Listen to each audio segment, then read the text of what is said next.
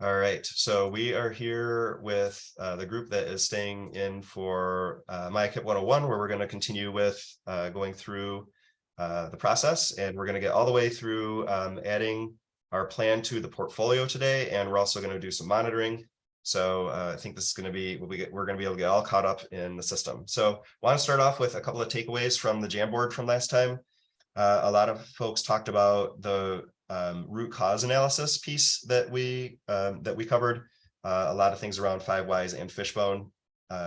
So there was some good resources shared from that last time. The other thing that came up on, and they're kind of between the two Jamboards, I didn't grab it from both of them, but was that whole concept about reviewing assist for any of those limited maintenance goals. And so if you missed that session last time where Ben gave a presentation around some new functionality in MICIP this year that is going to help get all of our active goals in, where we can actually go back and look at our assist plans and get those put into the system as limited maintenance goals. If you missed that, you might want to go back and check out the reporting on that. And I think I might invite Terry and Ben to do a breakout on that at our last session too. But that was something else that came up on the Jamboards and in the feedback a little bit. So those are two of the kind of the main takeaways from last time. Glad to see that people were really interested in that root cause. It's a pretty integral part of the whole process to really, you want to make sure that you're making your plans around the things that are going to make the biggest impact. And that's why you really want to dig into that root cause. So I'm glad that that was something that came up quite a bit as takeaways for everybody. All right, so today we are going to go in and we're going to kind of catch up and just get a reminder about what all we've done in MICIP so far, just to start off with, and then we will get into strategies. We'll figure out what are strategies and how you can use a variety of resources to do a really great job with your strategies and the activities that you choose. We'll add to the MICIP portfolio and we'll talk about monitoring and adjusting. So we have a good, busy morning ahead of us. So far, just kind of trying to wrap up a lot of the things that we've talked about. At our first session is kind of the top row is what we talked about in the first session. We talked a lot at the first session about the things that we need to do outside of MICIP and kind of like a lot of pre-work. Talked about how we have to have really strong teams and processes for those teams to get together. We have to make sure that those teams know what they're there for and have the right mindset for continuous improvement. We have to select the right data and make good decisions about the data that we're going to use for continuous improvement. We have to have a good understanding of what we're interested in and the sorts of things that we want to dig into. And that's where we start our data stories in MICIP. And that whole concept of when you start a data story, that data story is going to turn into one goal. And so that whole concept was something that was put on the Jamboards the last 2 sessions quite a bit. And so then, you know, when you have that understanding of all those things, now we're ready to actually engage in that continuous improvement process. And then last time we talked about the data discovery, the sorts of things that we put in there, the why we write data statements, why we make gap analyses, how we do the root cause analysis, like we just talked about with the 5 whys and the fishbone being a couple of examples of that. And then we talked about our challenge statements. Those are those if, then, so that statements. We'll talk a little bit about that when we get in and look at our MICIP so far. And using that challenge statement helps us to establish our goals and targets and interim targets. So that's just in a nutshell what we've done so far, kind of trying to get it all onto one screen. What I'd like to do now is actually get into MICIP and we'll take a look at everything that we've done so far. Might have to refresh because this has been kind of sitting here logged in for a little while. Okay. So we're here in MICIP. I'm going to go to Discover Data because we want to go back and kind of walk through our whole process so far.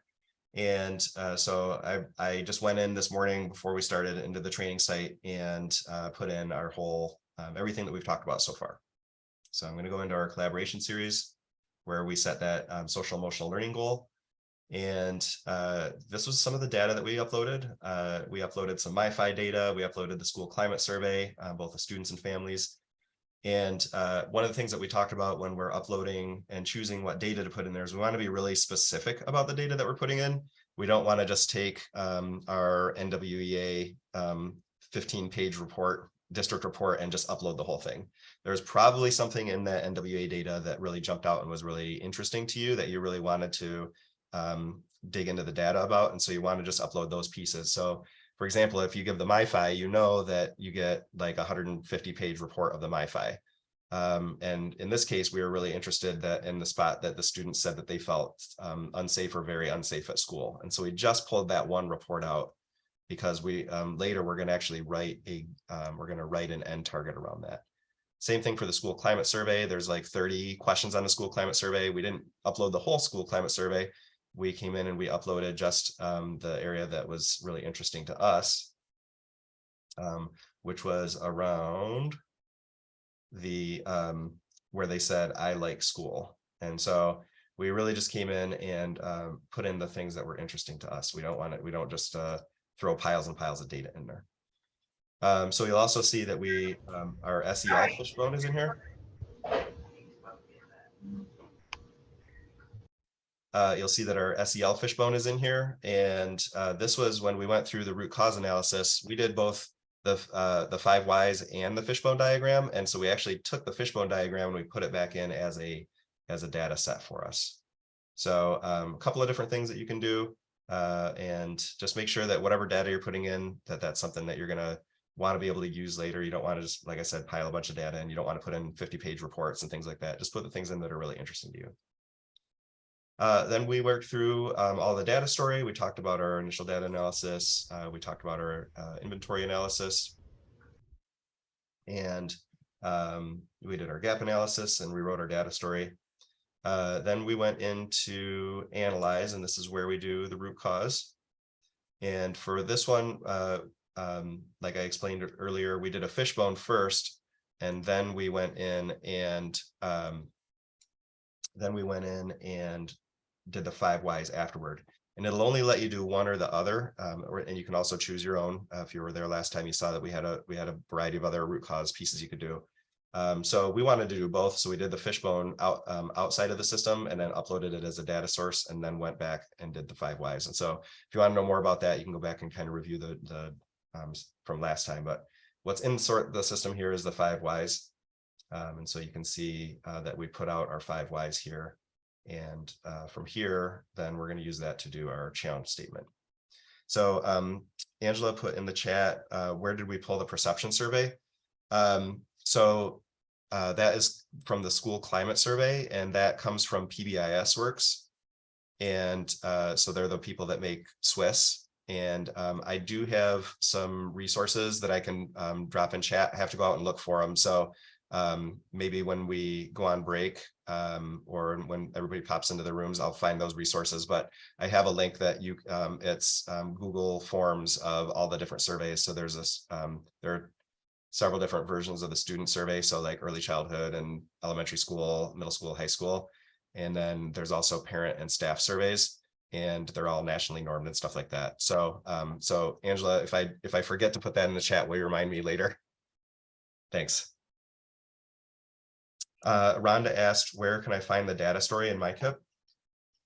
So if you're logged into MICIP, you would go to where it says Discover, and then go to Discover Data.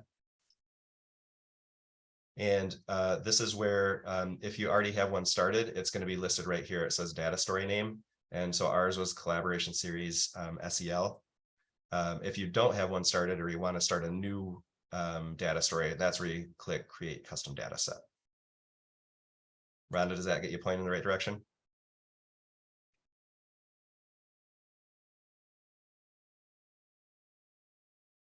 All right, great. So after we did our root cause analysis, where again with ours, we started with the fishbone diagram to help us kind of narrow down our area of focus. And then when we did the fishbone, we narrowed it down to professional learning was the thing that we wanted to ask the 5 whys around. So we asked the 5 whys, and our root cause for this was that we needed to educate all of our staff to help them understand why SEL work needs to be a priority, and we needed to help them make a connection between social emotional learning and academic success. So that was like our root cause that we developed. And so so after looking at all that data, that was kind of what we figured was the root cause of the things that we wanted to focus on. So from there, we go to defining our challenge statement. When we get here, you can link back and look at your data story. It'll let you look at your root cause. But here's what we put in for our challenge statement. If you remember about challenge statements, it's 3 parts. There's if, then, and so that. And so ours is, if staff have a better understanding of students' social emotional needs, then we can better engage students so that social emotional learning indicators improve, or social emotional indicators improve. And the parts about this really help you decide things later, so that the way that we write this, when I look at then, we can engage students. That really becomes what our goal is. We want to better engage students. So what's after then becomes your goal. And the so that social emotional learning indicators improve, that is the part that you write your end targets about. Okay, so when you write this out, the if is actually going to become what you do. So that's going to be what your strategies become. Then becomes your goal. And so that becomes your end targets and interim targets. So it's really important to spend a lot of time on your challenge statements, because it will make the rest of the process much more efficient. So I'm working with a district right now and helping them to write a partnership agreement. It's a very complex situation. And they're a CSI. They have 2 CSI schools in their district, and we spent 4 hours writing their challenge statements. So this is not the part to skimp on, because if you put a lot of work in here, you're going to really be able to better inform what are the things that we want to put in place, what kind of strategies are we going to want to put in place, how are we going to write our goal, and what are those really important end targets that we're going to use to measure that. So don't skip out on the writing the challenge statement. So we talked about that a lot last time, so I'm not going to go into a lot of detail, but that's what the different parts are. That's why you want to have those 3 parts. You want to have the if, then, and the so that. All right, so let's get into our goal. And when we get into the goal, the challenge statement is still up at the top. And so you can see our then, right, was then we can better engage students. So that is what our goal is. We want to improve student engagement. And so what we want to do is improve student engagement and social emotional outcomes across all subgroups, as measured by the MICIP and the school climate survey. So I set this out as a 3-year goal out to 2026. And so I did put in here as measured by the MICIP and the school climate survey. So then I would expect down in my end targets and interim targets that I'm going to be talking about the MICIP and the school climate survey. You don't have to go into detail up here in the goal, like how much do you want to improve, where do you want to go from, and where do you want to go to, because you really use your end targets to define that, to get to that level of detail. So if you think back to our challenge statement, we said so that those social emotional indicators improve. Well, these are the 2 social emotional indicators that we want to see improve based off of this goal. All right, so when you come down to name the goal, you can put anything in, just put like a shorter description of it. So I just said to improve social emotional outcomes. And then we get down to our evaluation impact measures, and this is broken out between end targets and interim targets. And so for us, we had one of our end targets was around increasing the percent of students that strongly agree or somewhat agree that I like school from 67% to 85%. So that was off of our school climate survey. And you have to associate these with a specific data object. So you can see that this is associated with our students' school climate survey. And so that's where, when you think back all the way to your data story, when you select that data, you want to make sure you're putting data in that you're going to be able to connect to those end targets at the end. That's why you really want to put those things in. What are you interested in? What do you want to improve on? What do you want to replicate? Those are the things that you want to make sure are in your data story. Our other end target was that we want to reduce the number of students reporting that they feel unsafe or very unsafe at school by 6% on the MICIP, that unsafe or very unsafe report. And then, of course, that one then is associated with that MiFi unsafe and very unsafe report that we uploaded earlier. So anything that you're putting in as an end target, it has to be associated to one of those data objects that you put in back at the beginning of the process. And if you got here and you're like, oh, geez, I really wish that we would have put in something about families or something like that, or something that the staff said, you can always go back to your data story and add in that new data and then come here and make that an end target. So you don't feel like, oh, we got here and we forgot to add a piece of data, we're stuck. You can go back and add in that piece of data if it's informative. Just wanted to point out that there are a couple of ways to do this, and we talk about this at our last session quite a bit. Just wanted to point it out. You can just come in and try to work things to say, like you could say, I want to decrease 6% MiFi unsafe, very unsafe. You can do that, but I found that it's just way easier to just go to qualitative and actually just write out exactly what you want. But you can try to do it, set it up in quantitative. I think there are some circumstances that works really well. I've just found that it's usually easier to just kind of write out narratively what it is that I'm trying to do. So most of the times when I'm in here, I just use the qualitative piece. Interim targets are those steps along the way. And so we have here, we made an interim target to reduce the students reporting that they feel unsafe or very unsafe by 3% at a shorter interval. So that's kind of just like a goalpost along the way to see. We also talked about that with interim targets, we can make tasks. And we made a task here by October, by the end of October of 23, that we wanted to make a student forum to better understand the results of the school climate survey. So we're going to make a student forum and we're going to invite some students in and have some further conversation and make a new data set. So you can put tasks here. Sometimes those tasks work out great as an activity also. But just know that that's a capability. So when you come into your interim targets, you can do that same qualitative or quantitative piece. They still have to associate with one of the data pieces you put up. If you have a task, that does not have to associate with a data object. You can just kind of put the task in. You can actually assign it to someone. They'll get reminders about it. Whew, so that was a little bit of a whirlwind, but that was what we've covered in the last 6 hours of our PD. But that kind of gets us caught up to where we are today. So today what we're going to do is get into actually the next step, which is figuring out what strategies we might want to put into place to work on our goal. And the way that that works in here is we would just go to select strategies here. Once we have our goal set and our end targets and interim target set, we'll go to select strategies. And this is, I'm going to talk about a few things, and this is where we'll come back into MICIP and pick up at that point.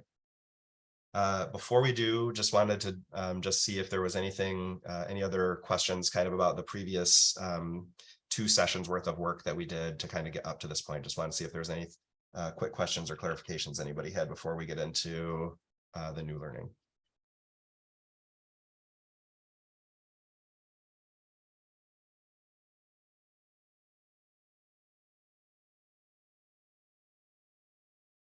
All right, we'll go ahead and get into strategies.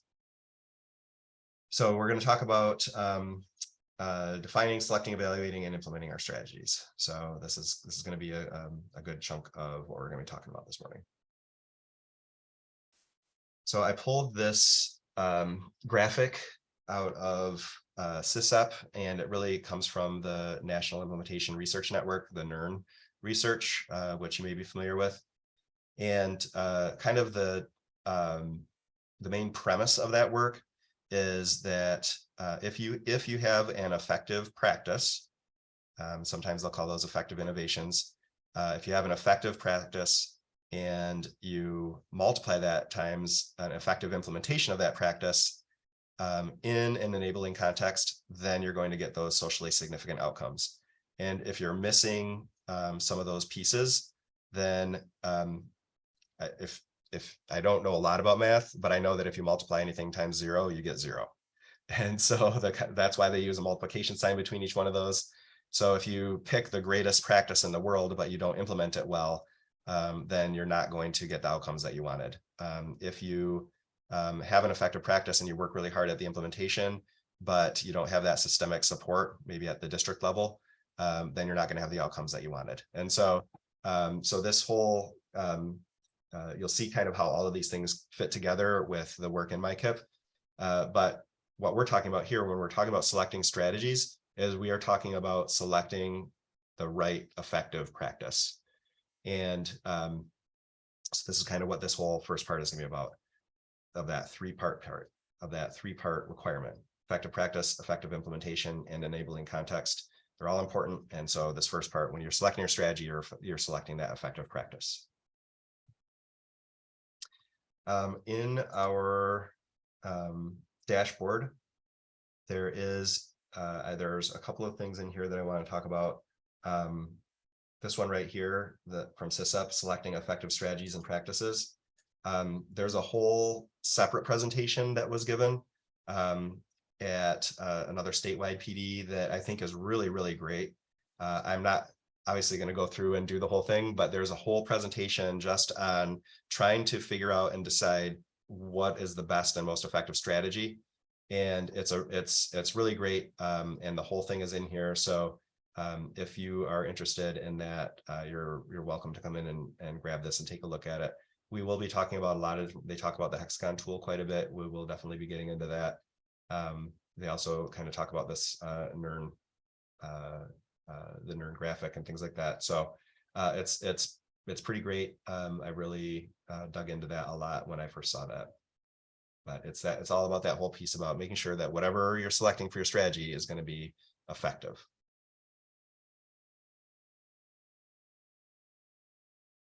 So this definition about strategies comes out of the process guide. And they say this is your roadmap to achieving the goal. Strategies include the specific actions that the adults will take, including what they'll do, who will take them, and what they will be taken, and what fidelity of implementation looks like. So that is kind of that's the definition. And we have some tools that will help with that. So I wanted to remind everybody about that ladders of inference. This kind of came up a couple of times as something of interest for folks. And so with this ladder of inference, like we've talked about before, this first part down here is really all about the data discovery portion of MICIP. So we have all this available data in the world, and we're going to select the right data. We're going to write a data story about it, and then we're going to figure out the root cause analysis. That's kind of all the first part of the ladder of inference. Then we kind of get into, I went the wrong way with this. Then we get into explaining and evaluating what's happening. And that's when we do our fish bones, we do our 5 whys, and then we decide what to do. And really that we have to stay on that ladder of inference when we're deciding what to do. So the hexagon tool is going to help us with that. But this is where you really want to have your diverse team. You want to have a team that is representative, because you're going to be figuring out what you want to do about all of this stuff. And so this is what comes back to your teams. And a lot of times people are going to jump straight to the higher part of the ladder when you want to try to stay down on the bottom part. And the hexagon tool is really going to help us with that. So a few things in strategy selection that I want to talk about is a lot of times we'll get, well, I have this goal. Do I need to have like 3 strategies, or should I have 2 strategies, or those sorts of things? And really, there's not a certain amount that you need. So nobody's going to come in and say you must have 3 strategies for this. So what my recommendation is, like we've talked about with some of our other things, is that you really try to keep it as low as you can and still effectively do what you want to do. You don't want to have like 10 strategies, because you're going to end up doing way too much monitoring. And when we get into the monitoring, you'll see what we're talking about there. So I'm going to pause for just 1 sec. I have to get somebody in the other breakout room. Allison, I see you're here. I'm going to pop you over into the other breakout room, and I did make you a co-host, so you'll be able to share your screen when it's your turn to do that.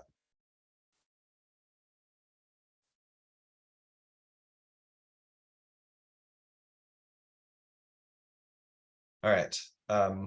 So sorry about that. Back to the strategy. So when we're thinking about those strategies, we don't want a real high number of strategies. You want to think about what's the lowest number of strategies that I can put in to effectively move forward and meet the those end targets and interim targets on our goal. Because any of the strategies that you put into place, you're going to want to put a monitoring plan for those into place, and you're going to need to be able to monitor those.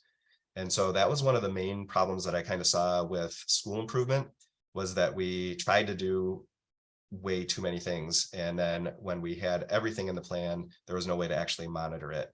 And so trying to think about how you can be as efficient as possible and keep that the number of goals as low as possible to be able to move forward, and keep the number of strategies as low as possible, because the lower number you have, the better you're going to be able to monitor that and make those socially significant outcomes that NERN talks about. So that was one thought about the strategies. And then it says, if you already have strategies, I'm going to show you the hexagon tool here in a minute, and you might be familiar with it or have seen it when you've worked in MICIP before. But the hexagon tool can be used to help you select strategies, but it can also help you deselect them. So I've worked with some districts where someone came into their position new, and the last person that worked on MICIP had like 16 strategies or something in there. And they're like, we cannot do 16 strategies. We have to reduce that number. And you can actually use the hexagon tool to help you reduce the number of strategies that you have as well. So that's something we'll kind of take a look at. And then around down here where it says, if you need to identify new strategies, how can you do that? And so I want to pop into a document that's in the dashboard and talk a little bit about that. And this one is evaluating current and new initiatives and strategies. And we've seen a couple of these guides that were created by MyCSI, and they're really pretty great. I know that I've talked highly about some of the other guides, and this one is just as good. And so really we get in here, and it has in here, how can you prioritize existing strategies? That was kind of what I was just talking about, selecting new initiatives and strategies. And so I'm just going to pop down to this one, and they have different links in here. One of them is to the hexagon tool to use as selection and deselection. And then they get into finding new strategies. And so if you're looking at a goal, a lot of times people will have in mind what they want to do, what they want to kind of put in place to help with the goal. But sometimes you need to think about this. We need to do something different. We've tried a certain thing for several years. It wasn't working. We need to think of something different. And so there's a variety of ways to get out and to look for new strategies. We're going to talk about the strategy bank today.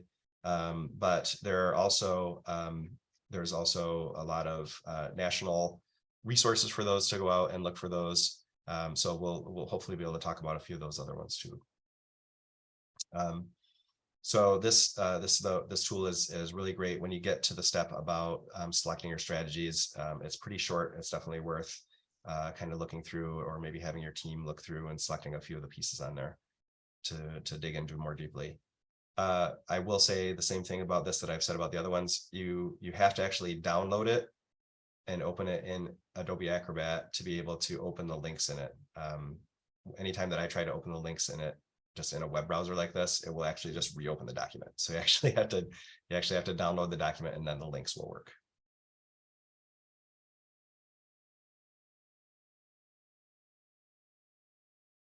All right, so I want to get back into our into the system here and talk a little bit about my strategy bank. So the only way that you can add strategies in MICIP is through the strategy bank. And there's a couple of ways to do that. And one is you can search for the strategy. So if you know the thing that you want to put in, you can just search for it. But you can also browse through strategies kind of based off of what kind of goal you're writing. And so you can come through in this non-academic category. And for example, we were talking about social emotional learning. So I could click on that, and it popped up with a few different things that you could, suggestions around social emotional learning. You can also just look up things here. So I put in SEL, or I could put in social emotional. Yeah, that one didn't pop up. MTSS. So pop up with different things with MTSS. So you can search for the strategies. You can browse through strategies. Those are two different ways to do it. And what this will do is it will find any of the strategies that are kind of have been preloaded into the strategy bank that anybody in the whole state can use. You can also add your own strategies. So if you have a strategy that you're using in your district that that isn't in the strategy bank, you're going to have to load it into the strategy bank. And so I'm not going to show how to do that here today. I think I'm trying to put together a session, a breakout session on that for people that might be interested in that. So we're not going to get into that piece of it today, but just know that if you're looking for a strategy or there's a strategy that your district uses that's not listed in here, then you can just go into the strategy bank and you can load it. And like I said, I'll go into that in a breakout room. I won't probably go into that in our 101 session. A lot of the strategies that you might want to use are going to be in the strategy bank. So I'll give you an example of one that wasn't in there.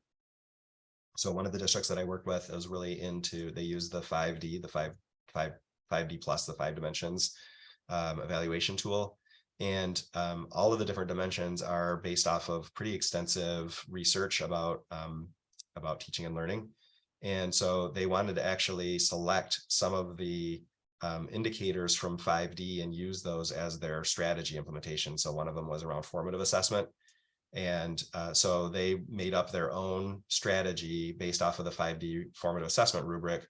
And that I'll actually show you here as an example here in a minute. They made up their own strategy and they uploaded that into the strategy bank. And when you upload that, that becomes available for your district to use. So it doesn't just go out and now everybody can use it, but your district would then be able to use it. So that would be like an example of somebody that had a strategy that they created that wasn't in the strategy bank that they wanted to implement. And so they just made it themselves and they uploaded it. So again, if people are interested, if you're interested in that, make sure that you indicate that in the survey and I will make sure that we can talk about how to do the strategy bank. I can give you a kind of a strategy bank 101 for our last session. So for our example today, if you recall, our goal is that we want to improve student engagement and social emotional outcomes across all the subgroups. And on our challenge statement, we said if staff have a better understanding of students' social emotional needs. And so there was something that and when I had done this, I'm using an actual real example that has been used at the district previously to make all of our kind of sample stuff today.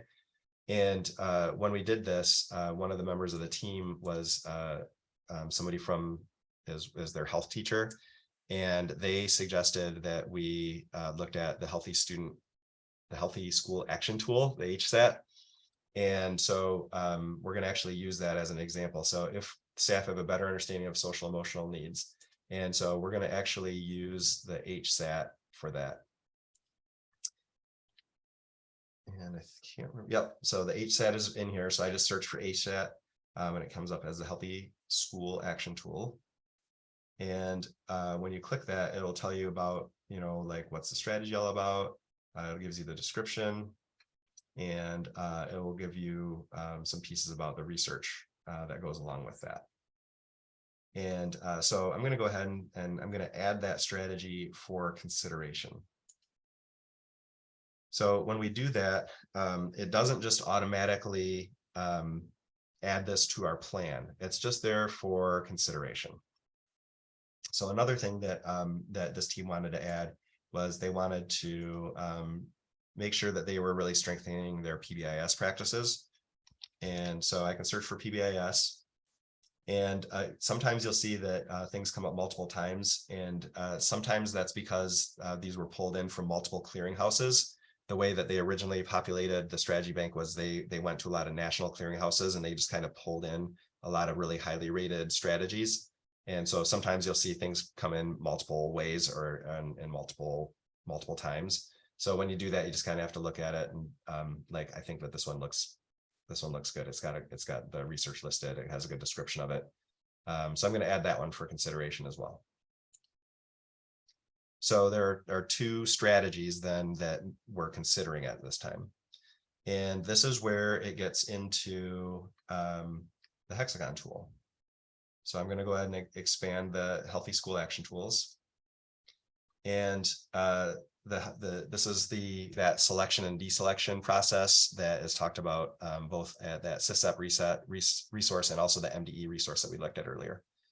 And this is where it really gets in, and the team works through the hexagon tool and asks questions at each one and gives a rating for each section of the hexagon tool. So there's six pieces here. And you can, if you're familiar with the hexagon tool, you can just say, you can just come in and you can actually, with your team, just go ahead and give a rating for each one of these. But if you're not as familiar with it, or maybe you're facilitating a large group with other people that aren't familiar with it, then if you click on each of the spots, it actually gives you the questions to ask the group. And then based off of that, the group does some voting, and then you go ahead and you mark what that is. So for example, for this one, we're looking at the evidence. The usability and the supports is all in this green category. So that's really digging into the tool itself. And do you think that the tool is a good fit? And then on this side, this is really about our needs and do we have the capacity, and is this something that we actually need? So it kind of even splits this into some different pieces. But starting with evidence, it says review these questions and then rate it from 1 to 5. So 1 means that it's poor and 5 means that it's great. You'll see that there's a lot of things that say learn more. It takes you out to a lot of other tools if you're interested in the hexagon tool to learn more. But then it gives you the questions to ask. So is there research available? Does this show that this is effective? Is the research robust? So they talk about random trials and quasi-experimental design. So does the research support basically that this is a good tool? So what's the strength of the evidence? And then if the research isn't available, is there other evaluation data? So like pre-testing and post-testing and things like that. So this is where you come in and you look at that and you're like, you know what, this thing's been around forever. It's been researched to the death and everybody loves it. You can give it a 5. You can, and so it's kind of subjective, but the group goes ahead and gives it a rating. So let's just say that we're going to give it a 5. So when we give it a 5, it's just going to pop right over here. And then you can kind of work your way through the rest of the tool. Again, I don't want to turn this into a hexagon tool breakout. So that might be something that we could dig into a little bit more, but just know that if there is uncertainty about if a strategy is good, if there is disagreement about if a strategy should be used, if you have never tried a strategy before and it's something new that you're trying to put in, those are all really great times to really dig into the hexagon tool and ask all of those questions, and you'll find that it takes quite a while, especially if people are going back and they're trying to find research and things like that. It's really good for those sorts of things. And like I mentioned before, it's really good for deselection as well. So if you have too many strategies, you want to narrow it down, then you can do this and find ones that are more highly rated, and keep the ones that are highly rated, and maybe put the ones that got a lower rating, maybe wait on implementing those. So again, I'm not going to go through every piece of the pie, but one other one that I did want to dig into, because I think this one is a really good one to spend time on. Like I mentioned earlier, you want to have a lower amount of strategies because you are going to be wanting to monitor the things that you're putting into place. And so this really gets into capacity and knowing that if we have the capacity to do what the strategy is actually asking us to do.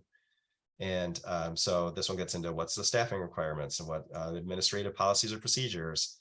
And then it gets into some of even the knowledge and skills. What does leadership need to know? What do the people that are putting into place need to know? Do we have the capacity to collect data to inform the monitoring? So that's kind of my main thing. Don't put something into place that you're not going to be able to monitor. These all ask really great questions. It's a pretty straightforward process. A lot of times you'll find that you'll have a lot of consensus on it. It's when you read it and get into those questions, people will know it's like, oh, you know what, this is tough. We don't think we can do this one. And you'll find that it actually rises up pretty quickly. I've done this with teams several times, and it's always a pretty interesting process, but it's just, you have to get everybody to slow down and not just say, hey, we need to do this because this is what we've always done. And this is that time to kind of slow that process down.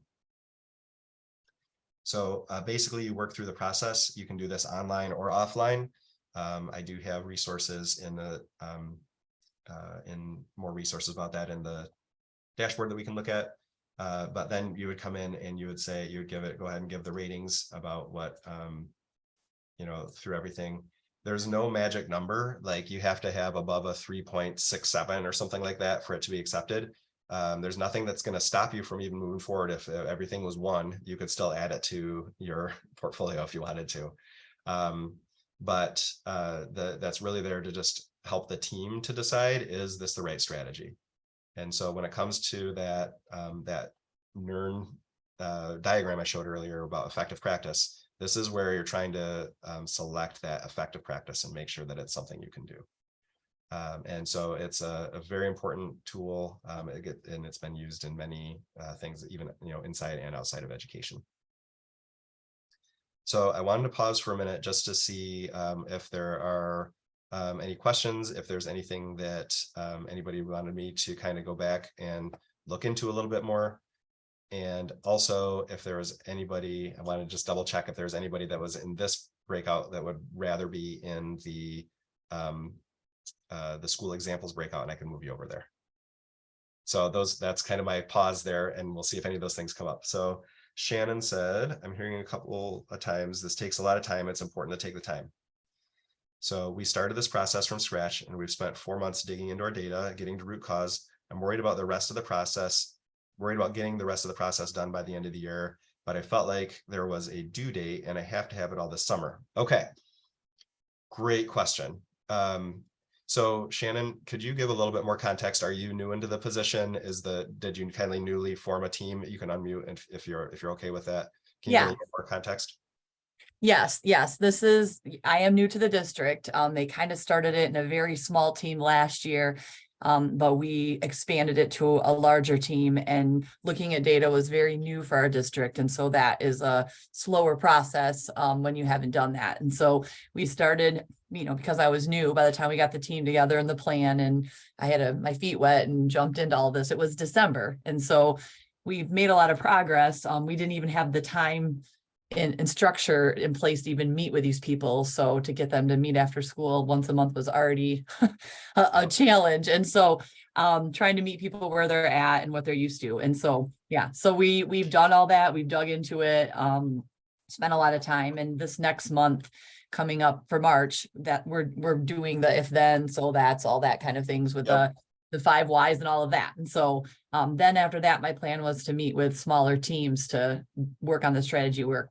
But I'm like thinking, oh my gosh, we got April and May and testing and all of this. And so I'm feeling like being ready, and my administrative staff doesn't work over the summer. And so I'm just feeling like a lot of pressure to do this well and get this done with the limited time we have and the availability of the people on the team without pulling a lot of people from classrooms and getting subs, which we all know is almost impossible too. Absolutely. Yeah.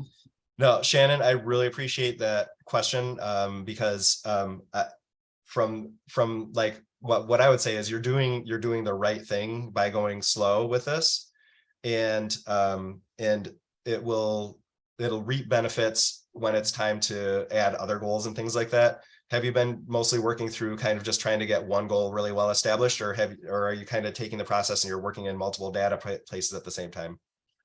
We're mostly focusing on the academic piece right now. And that's another goal for March, is kind of figuring out what our overarching goal is and what targets underneath that there would be. So, and I think we're going deep, but it does take time when you do that. And especially with a staff that has never done anything even like this. So as the amount of people that we have doing it. So, so yes and no, Yep.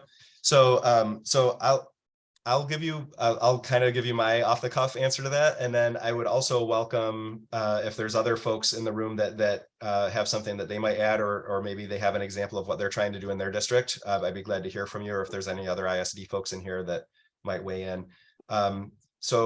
What I would say is what you're doing and getting that academic goal established and going through the process and getting your team built and all those sorts of things, it's going to pay dividends long term. For the short term, what you might end up with is one really, really strong goal that you feel really confident about because you focused on that. And what you might have to do is use that limited maintenance goal process that we talked about last time to kind of flesh out the rest of your plan.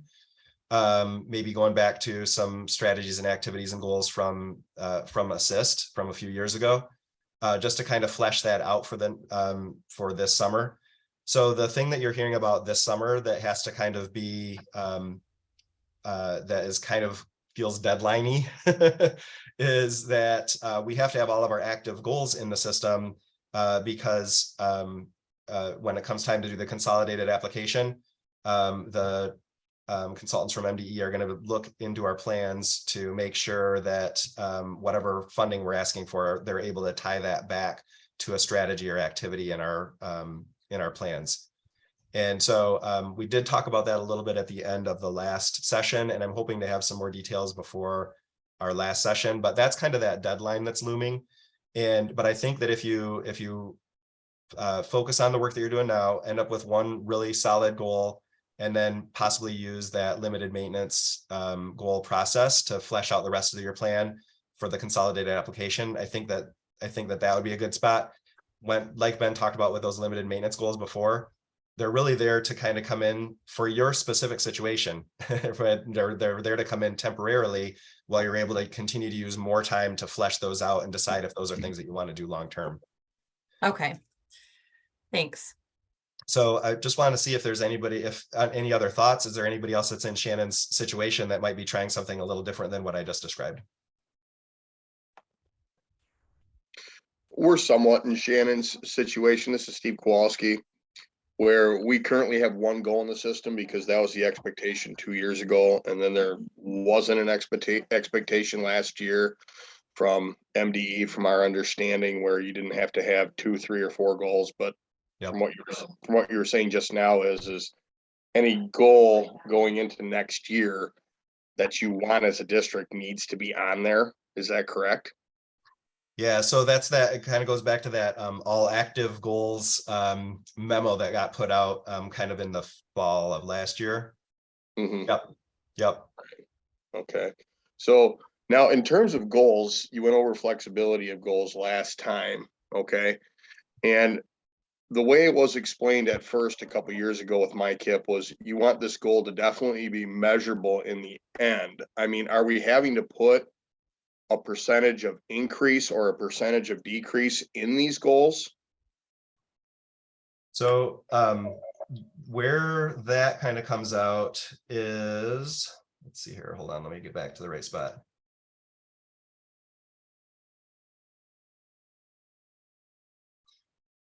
So up here, kind of back before, like in Assist, you would have to kind of get all of that packed into that right into the goal statement. And Steve, if I'm going the wrong direction, let me know. But hopefully I'm trying to answer your question. Really, what you're trying to do in the goal is you're just trying to establish what it is that you're trying to improve. So in the case of this, we're trying to improve the MICIP and the school climate survey. But the data part actually comes down in the end targets and interim targets. So you don't need to put every last increase from this to this or decrease from this to this. Doesn't have to get put here. It can get put down in the end targets.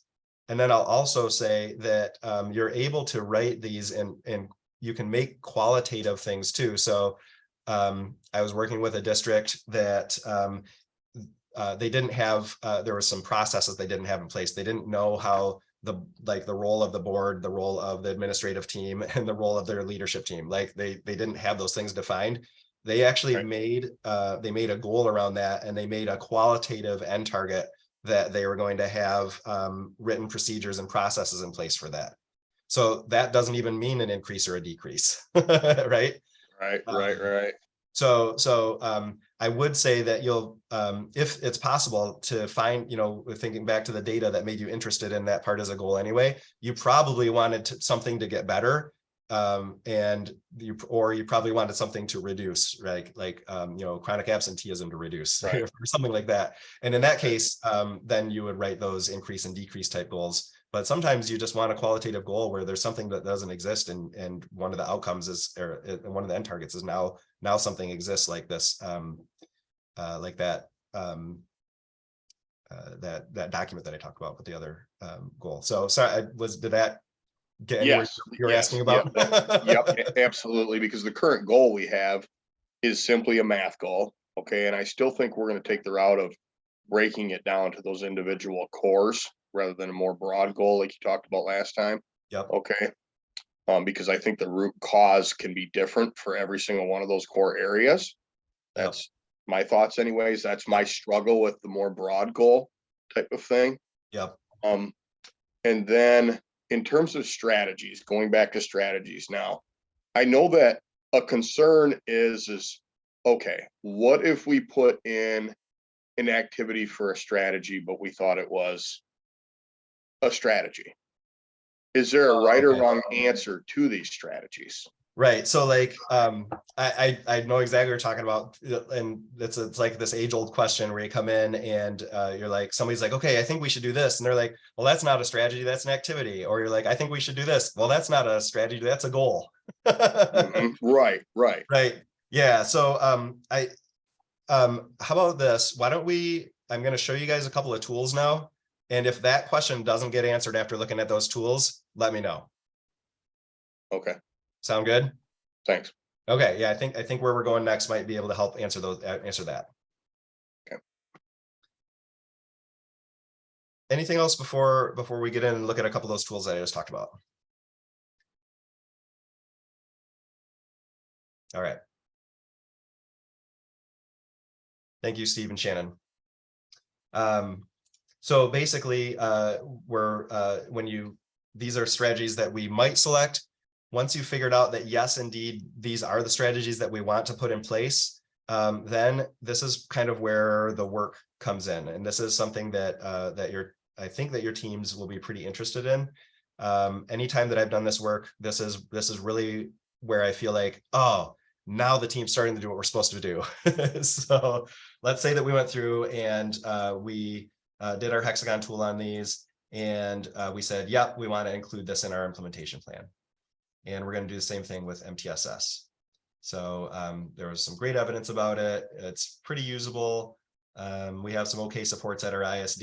We definitely need it. It's definitely a good fit for us. We're a little worried about our capacity, but I think we're going to go ahead and move forward with it. So once I click include an implementation plan, you'll see that I get a green check up here. So both of these are going to show up in my implementation plan.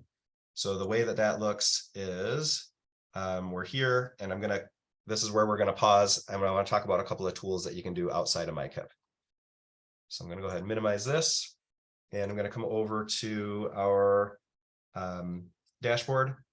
And the thing that I want to talk about right now is the strategy implementation guide. And so I'm going to pop this open, and you may be familiar with this. This has been around for a long time. And it was put into this format by Lisa Sarro and Ben Borkel. And I'm just going to zoom in on this a little bit so you can see it better. Basically, what you do is you take your strategy that you've selected, and you look at the research around that strategy, and you look at what are the things that have to be in place in order to put this strategy in place. And you write those down as the critical components. And I'm going to show you an example of this here in a minute. So I'm just kind of walking you through it right now. So what does the research say has to be in place for the strategy work? You put those down as your critical components. Then you work with your team to say, if we were to do this, what would be the gold standard for putting this in place? What would this look like in our building, or what would this look like in our district if we were to put this into place? And you look at each of those critical components, you write down what the gold standard is. Sometimes you'll have an acceptable variation. It's like, well, this is what we really want it to look like, but this would be okay too. And again, I'm going to show you guys some examples here in a second. And then finally, what is that unacceptable variation? So what is it? It's basically what's the non-example. And by creating this, you really start to define for your district, this is what this strategy looks like for us. And because it's one thing to just say, we're going to do MTSS, or we're going to do the HSAT, the Healthy School Action Tool. But what does it actually look like in practice? What are the things that we have to be doing, and what's it going to look like for us? And then what does it not look like? And that really helps to define that so that everybody feels really confident about putting that strategy into place. So let me show you a couple of examples. The first one is going to be around that healthy school action tool. So I'm going to go ahead and pop this open.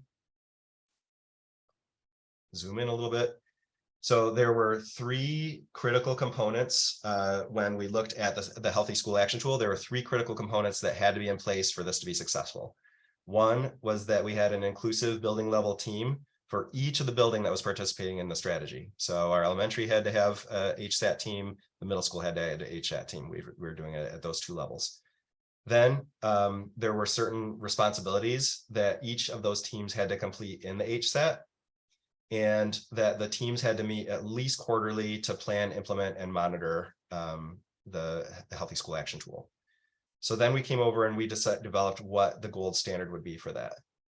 I'll just focus maybe on this middle one. The teams complete the HSAT assessment responsibilities. So there were core assessment areas, and then based off of those results, there were topic assessments that had to be completed. And so that was the gold standard, that we were going to take all of the core assessments, and then based on what the core assessment said, we were going to dig into those topic area assessments. So an acceptable variation would be that it was completed by the full team, and then those topic area assessments are completed by subgroups. So instead of the whole team looking at the topic area assessments, if there were several, we could break that into some smaller groups. So that would have been an acceptable variation. The whole team didn't have to do every topic area assessment. We could break it into small groups to do that. But unacceptable would be that that maybe like central office or the principal just completed it, but we didn't do the topic area assessments, or we did the core assessment and then we never went back to it, right? So those are all those things that things start falling apart when you're like, oh yeah, we did the assessment, and then but we never went back and looked at the results and things like that. So so this was where we went in and we really developed, we figured out these are the 3 things that have to happen, and we said exactly what that needed to look like for us. So that's example 1. And then the second example is that formative assessment example that I talked about earlier. So I was working with a district that was using the 5 dimensions, and they really wanted to dig into formative assessment. And so we looked into the research in 5D around formative assessment, and we wrote out what the strategy is. So this was a homemade strategy that we did based off of 5D. So a teacher uses formative assessment to modify future lessons, makes in the moment instructional decisions based on student understanding, and gives targeted feedback. So then we said these are critical components or our non-negotiables. We provide an opportunity for students to assess their own learning. The assessment tasks and teacher gathered evidence are aligned to learning targets, and the teacher uses the formative assessment to make in the moment instructional adjustments. So those were those critical components that then we could teach the teachers about how to do that, and we could monitor that through walkthroughs and things like that. And so then we developed the gold standard around those. And in this case, some things did not have an acceptable variation and some did. And then it was pretty easy to come up with an unacceptable variation of that. It was just kind of like the opposite of what the gold standard was. So then they went a step further and they developed teacher actions and student actions. And they were able to then use a walkthrough tool to monitor the implementation of this strategy. So the main kind of point of all of this is you really, really want to have a deep understanding about what the strategy is and what it entails, because that's going to help you figure out what activities to put into place to be able to actually do the things that are in that. So I wanted to pause there for just a minute and see if anybody has used these tools before, and if they did, how did that work out for them? Just see if anybody else has experimented with those before. I've used this tool at my last district, the gold standards, for several years, and it really works well because it creates a really nice picture of how to put it in practice. Because it's really easy sometimes to say, this is what we're doing, but this creates a lot of clarity and unity around look-fors during walkthroughs, and really people having a clear picture of the expectation, and everybody, it's looking uniform from classroom to classroom. Yeah, thanks, Shannon. And that's exactly it. It makes it so that you're actually able to monitor the implementation, because otherwise there's not an understanding of what there is to put into place. You know, the principals might think it's one thing, the teachers might think it's another thing, the superintendent might think it's another thing. So it helps to get everybody on the same page about that. And then it makes, as you'll see here in a minute, it makes it much easier to monitor the implementation. Thank you, Shannon. So the next thing that I want to look at is then the next part would be talking about activities. And let's see here. So the activities are the actual actions that you use to put that strategy into place. And so Steve, hopefully this helps to start answer how to differentiate those things. And so when we're thinking about this, you really, when you make activities, they're going to fall into these 4 categories. If this is a new strategy you're putting into place, what do we need to do to get ready or to install this strategy? And then once it's up and running, what are we going to do to monitor it or to implement it? And then of course, what are we going to do to monitor and adjust it? And evaluation usually is a ways off, but you can always think about what your evaluation activities are as well. Typically I really focus on those first 3, and I really try to think about writing specific activities around them, and I actually label the activities as getting ready, implementing, and monitoring. So I'm going to pop back over to our dashboard, and there's a template for this as well. And so for each strategy, you can have a strategy implementation guide that helps you define that strategy that we just looked at. And then for each strategy, you also have an activity planning tool. And this is where we come in and you say, what do we need to do to get ready to put this into place? And you can write out all your activities. There's a lot of great guiding questions for this. And there's some great examples of what things you can put in. So what do we need to do to get ready? What do we need to do to implement? And what are we going to do to monitor it? And eventually, what are we going to do to evaluate it? So this is the template. And so let me show you an example. I have an example set up around that healthy school action tool that we talked about earlier. And so to get ready, we're going to establish our quarterly meetings with our ISD health consultant. And then another getting ready activity is that we're going to establish our building HSAT teams, and we're going to make our monthly meeting schedules. So that's what we have to do to get ready to even do this. And then when we're implementing it, we're going to complete our core assessments by December. And then we're going to complete all of our topic area assessments by February. And then we're going to establish our new HSAT activities based off of those by March. So that's what we're going to do to actually implement this. And then how are we going to monitor it? We're going to follow the strategy monitoring plan of those 3 critical components starting the next year. So this should actually say 23-24. Sorry, I didn't update this. So basically you go through and you just think about, what do we need to do to get ready? What are we going to need to do it? How are we going to monitor it? And then the evaluation, I put a few things in here about as well. We can evaluate the impact. They have interim measures in the tool, so we're going to evaluate that annually. We're going to evaluate the fidelity of implementation to make sure that we actually did the assessments, and we're going to evaluate that we actually did the monitoring plan. So this is kind of how you differentiate between a strategy and activity. The strategy is, what are we going to do and how are we going to do it? What are those critical components? And then the activities are, what are we going to do to put that into place? And so in this case, our goal was social emotional learning. Our strategy was that we wanted to use the healthy school action tool to decide how to make a plan for that. And then our activities are, how are we going to put that healthy school action tool into place? So if you're not sure if something's a strategy or an activity, using those tools really helps to define that pretty quickly. So I wanted to pause again. I know that I kind of moved quickly through those. I'm going to have a breakout that really digs into those 2 things specifically. I want to just mostly give an overview today and introduce those tools. But I want to pause to see if there's any questions. And then I do want to get into some breakouts so everybody can have a chance to kind of talk through some of these things that we talked about so far this morning.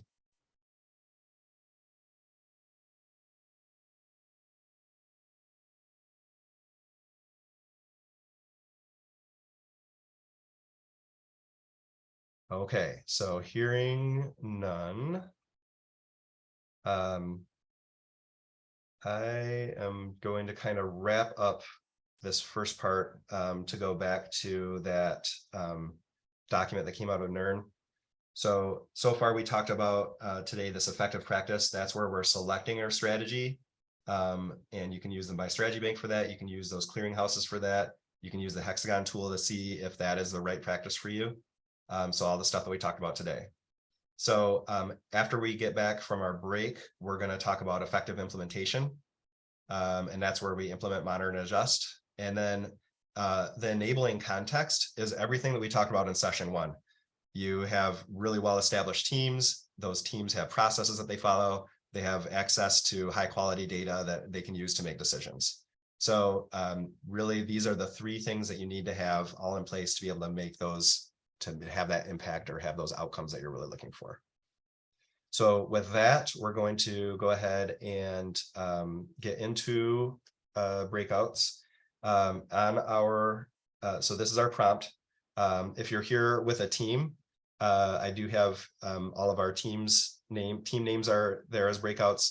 And if you're not here as a team, just go ahead and get into one of those numbered rooms and just try to get in with with at least maybe 5 or 6 people. And the prompts are that if you're here with your team, you're really welcome to talk about anything that you want, but here's a couple of prompts. Talk about the strategies that you're putting into place. What tools have you used into these tools? Have they worked? What tools do you think might work? And then if you're here and just meeting up with some others and getting to know what's going on around the state, what strategies are being used by the district? Have you used any of the processes we talked about today? And then what might you think would be helpful? And these prompts are all on the second page of our dashboard. So that maybe will help you with your conversation. So this is going to be a little weird because I can't open the breakout rooms because they're already open. So everybody's just going to have to go to their breakout rooms. You should have, I'm going to stop the share here. All right, so we've resumed our recording and we're going to get into the actual work of continuous improvement doing the plan. So we're going to talk about implementing, monitoring, and adjusting. We're going to touch a little bit about on evaluating, but evaluation in terms of MICIP comes at the very end of the process after you have successfully met your end targets. And for many of us, that's going to be many years out. So we're going to really focus on 1, 2, and 3. So I pulled this graphic out of the MICIP process guide. And what this graphic shows is that there's kind of 3 phases to continuous improvement as in MICIP.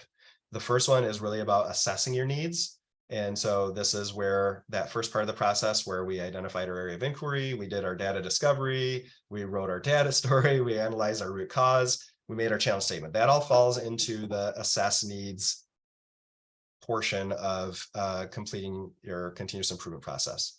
Then you have your plan, and that's what we worked on today, right? We defined our measurable goal, we figured out what our end targets and interim targets are, we selected a strategy, we got into the details with our strategy implementation guide about what it meant to put that strategy in place. We identified those activities and we figured out how to fund it and communicate it. So that's all the stuff we did today. That's like the planning phase.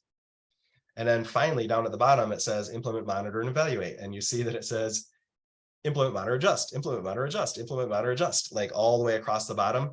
And at the end, it says evaluate the goal. And something that I wanted to talk about with this is we've spent a lot of time on assessing needs and planning because like we've talked about many times, we wanted to really slow the process down and make sure that everybody understood that part. But in all actuality, the bulk of your time, the huge bulk of your time is going to be spent in this green area at the bottom with the implement, monitor, and adjust. And so, so I kind of made this graph to kind of try to represent this phenomenon. And so I had to put that asterisk on it to say that this was Dave's unscientific estimation of the amount of time. So it might be, as this is not research based, this is just practical based, in that you're going to spend some time assessing your needs. You're going to spend some time on your plan, and you'll probably do that every year because you want to make sure that you're on the right track. You want to make sure your plan is updated and all those sorts of things. But if the only thing that you're doing with your continuous improvement team is assessing your needs and making your plan, then you're missing out on what the team is supposed to be about. And that is implementing your plan, monitoring to make sure that it's working, and then making adjustments. And so the majority of your time when you think about what is it that this team is supposed to do, it's for sure to figure out what should be in the plan and write the plan, but that should be a small part of it. The rest of it is all about making sure that we're doing it. What do we need to do to put it in place? What strategies do we have to put in place? Are we putting the strategies in place? Do we need to make adjustments to those activities? Is there a new funding source that's going to help to pay for this? So that's the bulk of the time that your team is working should be on implementing this, monitoring, and making adjustments to it. So when you look at this graphic, it makes it look like that you should spend a lot of time on assessing needs and planning, or at least an equal amount of time. But that is not the case. You really want, your team should be really spending more time on implementing, monitoring, and making adjustments to the plan. So let's kind of talk a little bit about what that means. So we're going to start with implementing the plan. So I just want to take a second to take a look at this graphic. So just take a moment to take that graphic in.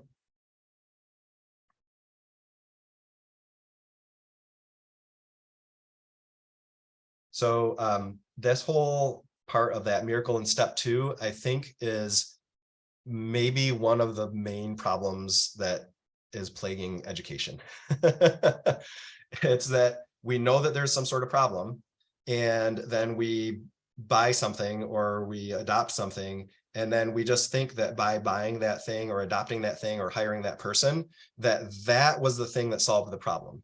And so that's kind of also known as the magic box or the black box, right? So we have a problem, the behavior's bad in the building, so we hired a new behavior specialist. So now the problems should be solved. We hired the behavior problem. We hired the behavior specialist. Or our ELA scores are poor, and so we went out and we bought the 5th new curriculum in 5 years. And now all the problems should be. We bought the curriculum. All the problems should be solved, right? And so this whole magic box or the black box phenomenon, like I said, I think it's something that I think we can all relate to, and we can all think of examples in our own experience, and maybe even times that we did this ourselves, where we saw what the problem was, we bought something, or we hired somebody, or we adopted something new, and then we figured that should just be the end of it. And so it really leaves out this whole cycle that's there. So I put just some common things there. I've mentioned a few of them: buying a program, getting a new curriculum, hiring for a position, getting a consultant to come in, getting more Chromebooks or iPads. That is definitely something that a lot of us have been guilty of. Or the other one, we're going to send so-and-so to this PD, and then that should kind of solve everything. So like I said, I think that when we have that "this too shall pass" mentality, it's because of the black box. So I wanted to pause just for a second. This is a really interesting phenomenon to me, and I just wanted to see if that resonated with anybody, and if maybe anybody has an example that they might want to share, and you don't even have to incriminate yourself. But if anybody has an example they might share, or does this resonate, have they seen this in their own work?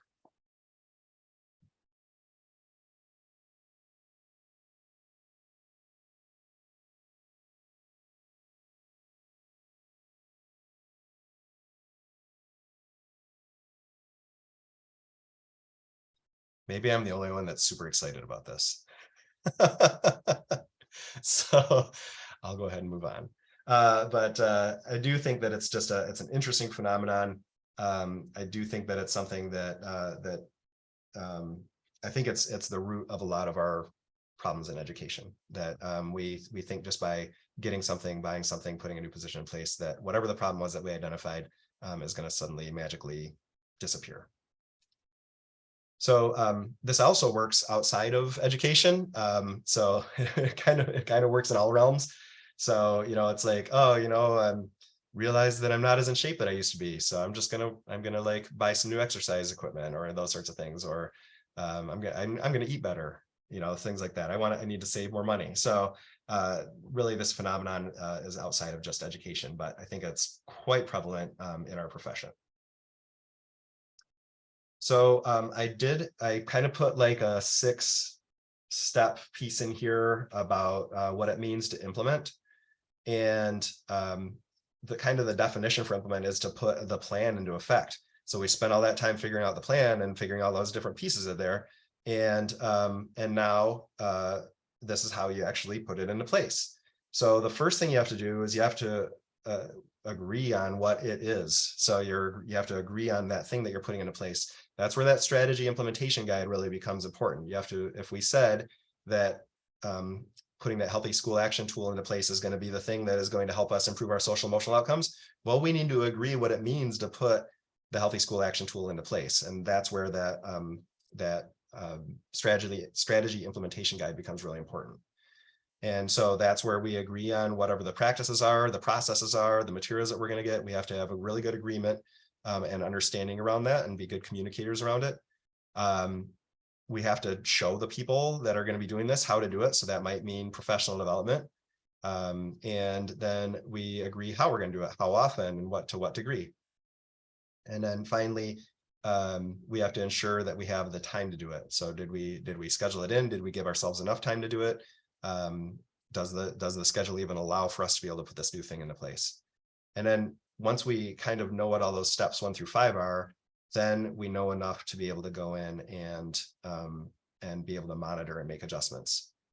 And so the connection here is back to some of those things that we looked at earlier when we said, these are when we said with our healthy school action tool, these were the 3 main components. Here's how we're going to do it. And then we made that our activity plan that said, here's what we're going to do to get ready. Here's what we're going to do to implement it. Here's what we're going to do to monitor it, right? Those are the sorts of things to put the definitions behind that. And when you do those things, you actually are opening up the black box. So the black box is all of those things. So when you agree on the thing, then you really have to think through all of those aspects to it so that you're able to get to the spot where then the problem is solved. And I do see that Kay Thomas indicated that it would be easier if we could just drop the things in the black box and all of a sudden the problem would be solved. we could all wish, but I think that we know what happens when we do that. So really, this is just that piece. Really, I think that those strategy and activity planning tools really help to flesh out exactly what it means. It helps us figure out what it is, what we need to do to put it in place, what kind of professional development we might need, and then how we're going to look at it and make sure that it's working. So getting into monitoring. So the definition of monitoring is really to review the implementation and the impact of the actions. So we'll talk about both of those things, but you really want to review both of those things, that you're doing it and then it also had a result. And so this is where we do have some tools for this called strategy implementation monitoring plans and documentation. And I'm going to go ahead and show you those tools now. So I'm going to come back over to our collaboration series dashboard. And right here we have a strategy implementation monitoring plan. So I'm going to go ahead and open this up. And then I'm going to show an example, but just like the other one, I just kind of want to show it to you first. So with this, what you do is you take the critical components and the gold standards from your strategy implementation guide, and you just paste them right in this document. So if you made your strategy implementation guide, you already have the first 2 columns done on this. Then what you do is you say, how are we going to monitor this thing that we indicated that was a gold standard? How are we going to monitor it? And you type out the steps that you're going to take to monitor that. And then you come in and you decide who's going to do the monitoring and who is being monitored. So it might be that the principal is going to monitor that a new strategy is going to put in place. So the principal is the monitor, and then who's getting monitored is going to be the paraprofessionals that are putting in a new intervention strategy, for example. You decide how often that's going to happen, and then you figure out where are we going to share this information. A real common thing to put there would be at your building level or your district level. Continuous improvement team meetings would be a great time to share how that's going. And then how's it going? Is it having the is it making a difference as the thing that you put into place making a difference? So this is kind of how you're going to do all those things. And so I'm going to go back to our healthy school action tools. This is our strategy implementation guide. And we had these 3 items and these 3 gold standards in it, right? So I'm going to go ahead and open up our HSAT example. And we can see that we just basically copied the critical components and gold standards straight over. And then I'll just go across the first column here. So this is the one where we said that we were going to make an inclusive building level team for each building that's participating in it. So how are we going to know that we did this? Well, we have a school team roster lists, and I would probably add in here like sign-in sheets or something like that. Right. And so in this case, the curriculum director is going to monitor this, and the curriculum director is going to make sure that we have those roster lists and the sign-ins. And so the curriculum director is the one that's monitoring it. They're monitoring that they're monitoring the team. When are they going to do that? We're going to do that every year at the end of August to make sure that the teams are all established and updated and ready to go for the year. How are we going to share that? The team rosters for all the teams are available on the district shared drive, and they're reviewed at our back to school PD. And then, so how are we going to, what's our formative measure on this? As membership in the teams change, new members are onboarded and brought up to speed, and efforts persist through leadership changes. Okay, so that I won't walk through the whole rest of the tool, but just kind of wanted to show what it looks like when it's all done. And so this is really the way that you can decide how are you going to monitor all of the work that you're doing. And so this connects directly to our strategy implementation guides. So we kind of have those 3 tools so far that we've talked about: the strategy implementation guide, the activity guide, and then also our strategy implementation guides. So or strategy monitoring plans. So we have those 3 tools. They all kind of interact with each other. And by using all those different things, then that is where you are putting this bulk of your time here and this implement, modern, and adjust stage.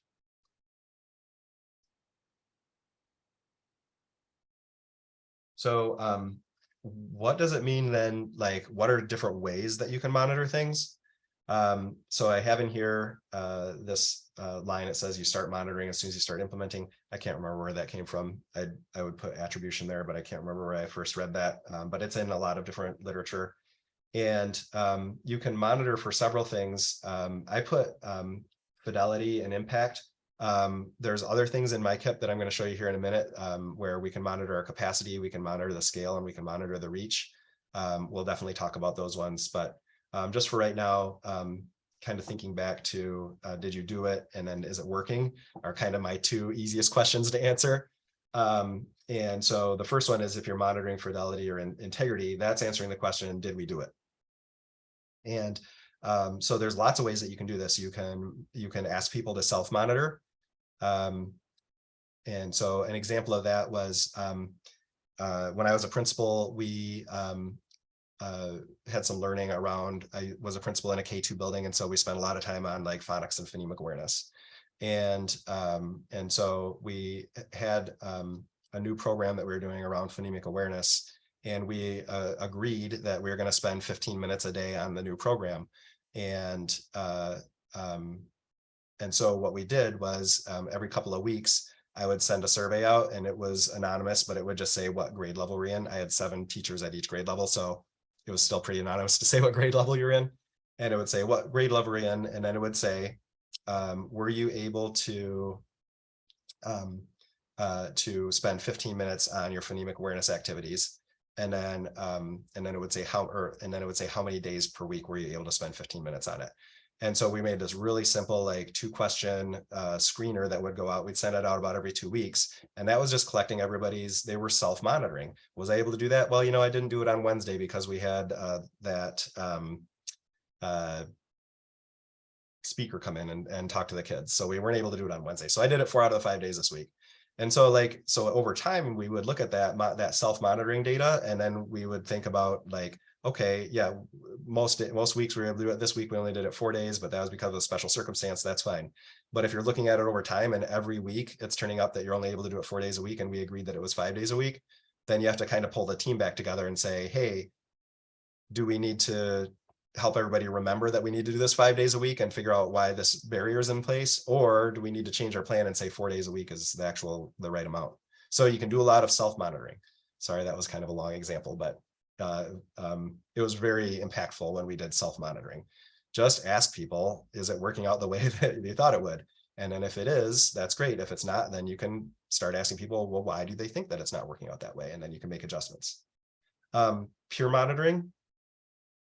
If I can continue to use that same example around phonemic awareness, we in that 15 minutes, we developed look-fors and we put them into our strategy implementation guide to say, what was it that we're going to look for if someone were to walk in a room during this time? And I didn't want to be the keeper of all of the monitoring. And so we agreed that we would do some self-monitoring. And so what I would try to do is I would get into a rotation where I would go in and I would teach the phonemic awareness lesson in a teacher's class so that he or she could go and do some peer monitoring in another class. And so they watched each other. And then from there, they were able to, they could use those look-fors to see were all those components that we agreed upon in place. And then they could reflect on their own practice for that. And it also helped me to get in the room and actually teach the stuff so that when I went around to monitor it, I knew what I was actually looking for. So peer monitoring is a really important piece. And Fruitport, who's over presenting right now in the other room, one of their strategies is peer monitoring.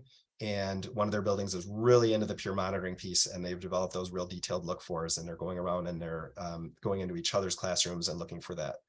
I know that might feel like it needs a lot of organizational trust to be able to do that, and it does, but that's what having solid teams, solid processes, good data to look at, all those things are kind of those precursors for building the trust to be able to do things like peer monitoring.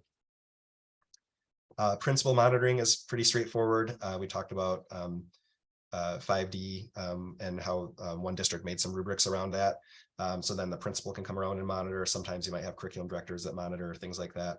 But again, if you have those agreed upon look-fors, then you know what you're monitoring and it's not a scary thing anymore. We know what it means to put this into place, and those are the sorts of things that the principal, the curriculum director come around and look for. And then the last thing that I list here under did we do it is artifacts. So like I mentioned with the HSAT, one artifact might be our calendar where we go out and we plan everything we're going to do for the year. Another artifact might be sign-in sheets that, oh yeah, we actually had the meetings. So those would be things like artifacts. You can also use things like student work, videos, things like that as well. So that's kind of the did we do it part. Did it work?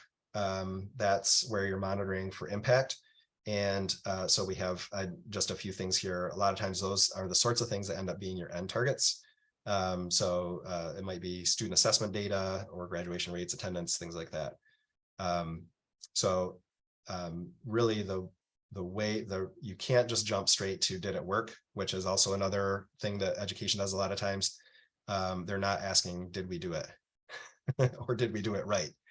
And so we just we do something, and then when it doesn't work, we don't know why it didn't work because we haven't been monitoring it. So one thing that's kind of prevalent in our county is it seems like districts drop benchmark assessments and start a new one. So it's like, well, last year we were doing NWA and you know, the scores weren't going up, so now we're going to do iReady. So I don't know if the scores are going to go up in iReady either. So but we don't know why those scores weren't going up because we weren't monitoring.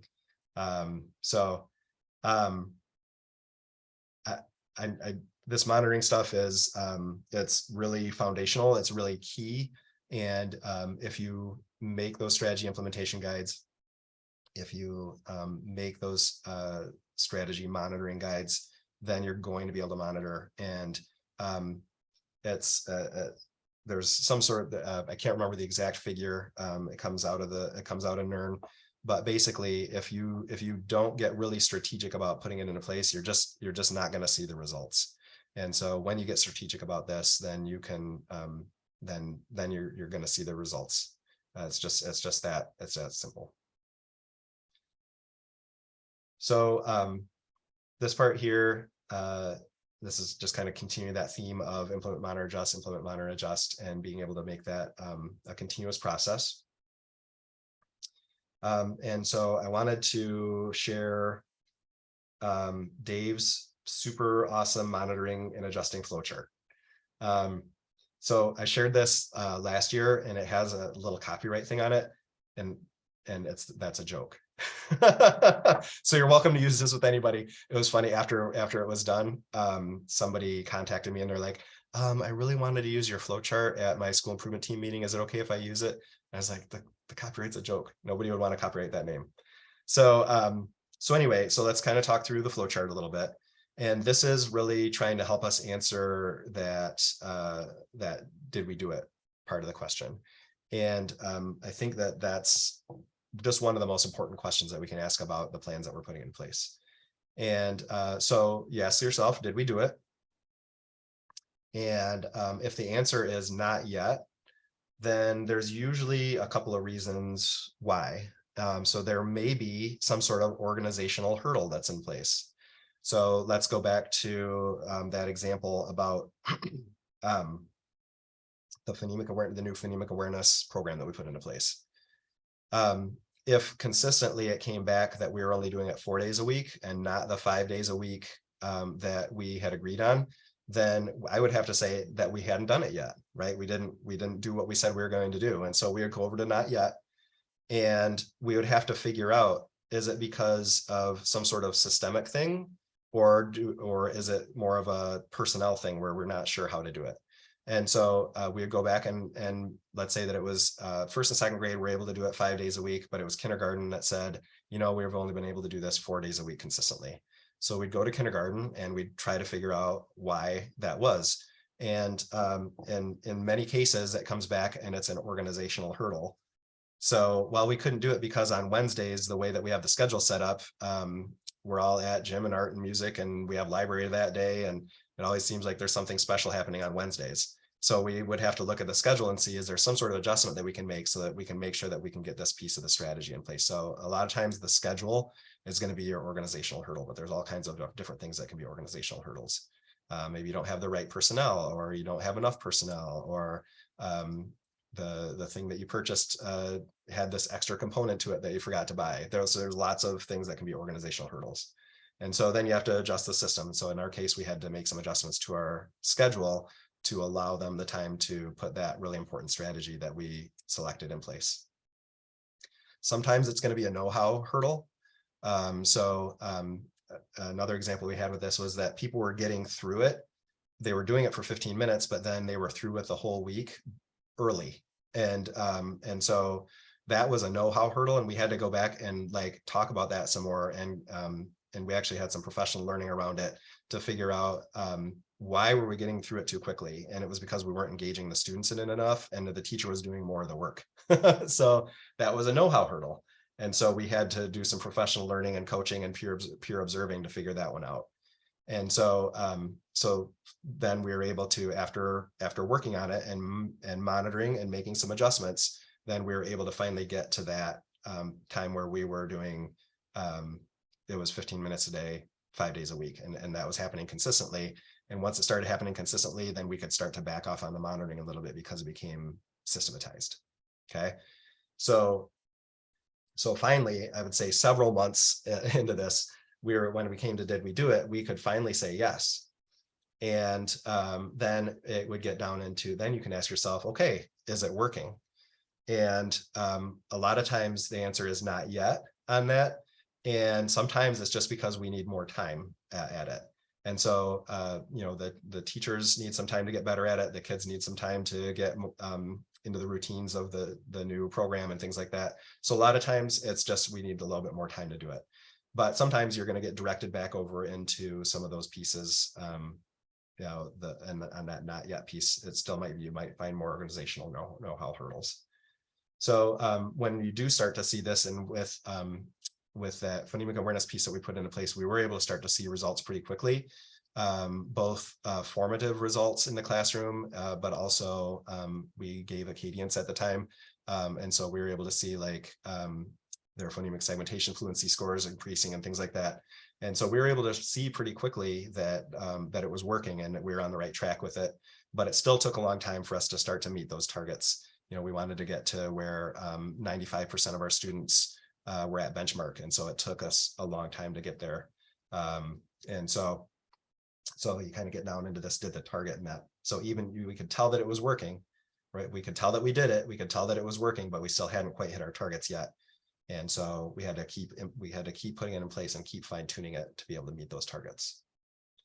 So, so finally, you can you just basically, you continue monitoring until you feel really confident about it. Even when you meet those targets, this is the time where you can move goals into maintenance goals. I would, as a K2 principal, we are always going to be working on phonemic awareness. So just because one year the kids hit 95% of the kids on the assessment, pass the assessment, doesn't mean that we're going to stop working on it. So a lot of times we would complete the evaluation and we would move it into like a maintenance status where we would kind of stay and continue to do that. We wouldn't stop doing that program. So we would just take that goal and now we're going to move that goal or that strategy into maintenance. So sorry, I know I just kind of talked for a long time, so I do want to pause for a minute and just to see, just to get some feedback, see if there's any questions that anybody has. Are there other ways that people are doing some monitoring right now? Are you doing peer monitoring? Are you asking staff and getting perception data from staff on how things are going? Just wanted to pause to see if there's what kind of feedback or what kind of questions people may have or examples.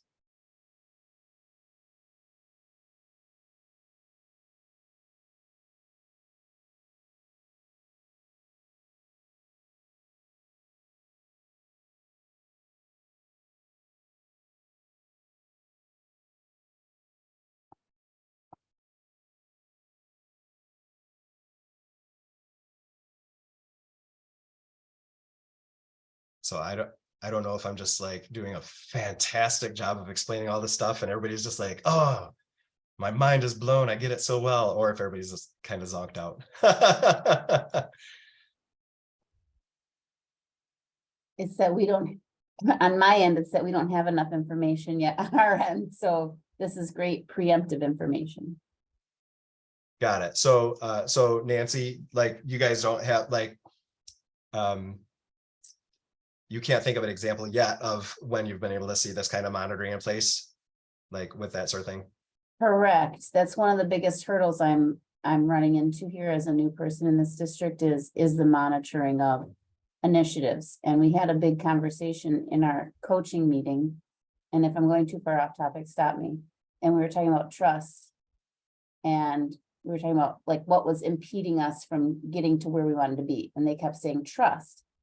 And so I dialed it back and I said, so if we fix this, this, and this, does that fix trust? And so they came to that kind of on their own to realize if we have accountability measures and monitor things, people will begin to naturally gain trust within the district in the initiatives that we're putting forth and not see it as yet another thing that's just running its course through. So, because I know sometimes districts get caught up in working on building trust, but really you build trust by what you do. So yes. so Thank you. We don't have to talk about trust. We have to become trustworthy. So that was kind of a big moment. And so I shared that at our cabinet meeting and everyone was like, yeah, like it clicked.